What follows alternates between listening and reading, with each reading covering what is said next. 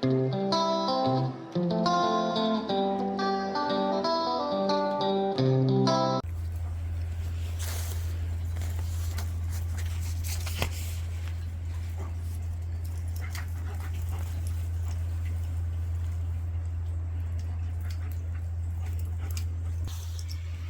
everybody, welcome to Life of Sunny Lea. And it has been a really pretty week until the end of the week. Saturday it turned cold. Up until that time it's been nice and warm.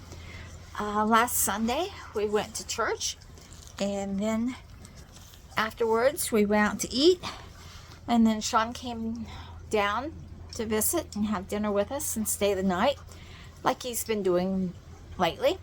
Which is always nice to have them all home on the weekends. It's instead of Sunday night dinner together, Sunday afternoon dinner together, we usually have ours Monday because that's his day off. So that works out really well for us. And on Monday, Christopher had an interview, and they offered him the job, but it just didn't work out with his other schedule of things that he has to do. So he's still working at the other place. So at least he has a part-time job.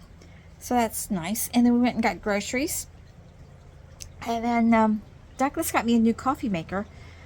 Because the one I had is quite old. Almost, oh gosh, I know it's at least over 10 years old.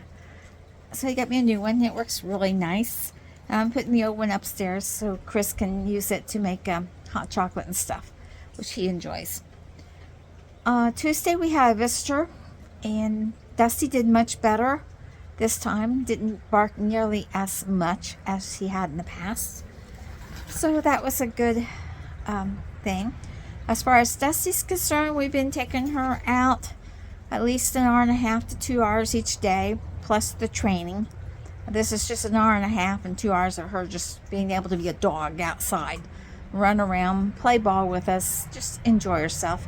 She's out right now, and we've got some cars going by, and I'm kind of watching them, make sure she doesn't chase after them. She gets excited when cars go by, and she knows she has boundaries. She knows she's on a leash, but she gets quite excited, runs around carrying her ball, and I kind of want to make sure she stays in her boundaries. Let's see, what else? That was the main thing on Tuesday. Like I said, we've been training her. We've been working on boundaries. We've been working on loose leash walking. And we've been working on door thresholds coming in and out. And we're starting a new trick. The play dead trick. We're starting teaching her that. So she's the type of dog that likes to have something new to learn to keep her occupied. Wednesday was a really day that we probably should have all stayed in bed. Douglas had to get up early, and I don't know what that sound is, but it's got Dusty looking up at the sky. So anyway, he had to get up early and go to the dentist, and then he had to go to get his blood drawn for his annual physical. And on the way home, he got T-boned. So we got a phone call like at 8:30 asking us to come in and pick him up. And he was okay. We're not for sure what's going on with the car yet. It's still in the shop. Well, it's still being estimate. We're waiting for an estimate before it can go to the shop. So he's got a rental. So he's working that out. But praise the Lord that he was okay. That was the main thing. And that afternoon, my husband decided that it was time to cut down a couple of trees. We had some wind go through, and he had created a widowmaker.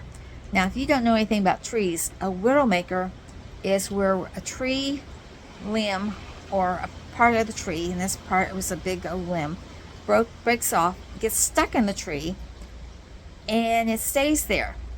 And if a windstorm comes, or if the branch that's resting against decides can't hold the weight anymore, the whole thing will come tumbling down. And if you happen to be walking under it, well, the widowmaker. So we had to take and get that tree down, and so that we can get that widowmaker out of there, because it's really high up, and we wanted these two trees down anyway. So he cut that tree down, and it was not a small tree. And then he had to cut the dead part of the other tree off. And then he went ahead and cut 2 other trees down in the process.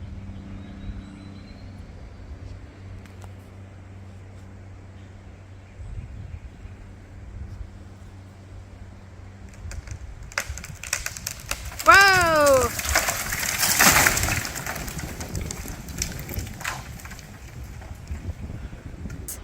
So we spent a lot of time out in the backyard, which was kind of interesting.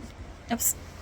I had Dusty on her prawn collar back there so she could see what was going on, and she did quite well. I didn't have her there when the tree actually fell. It was mainly when he started doing the chainsaw.